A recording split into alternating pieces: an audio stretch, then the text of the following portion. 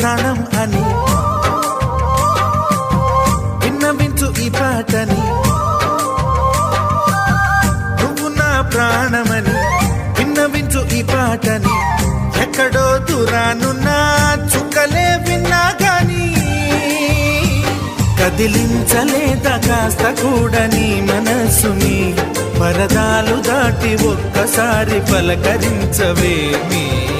అందరినీ ఇలా వెంటపడి అడగాల సరదాగా నువ్వే ఎదురైతే సరిపోదా. నిద్రపోతున్న రాత్రి నడిగా గుటికి చేరిన గువ్వల నడిగా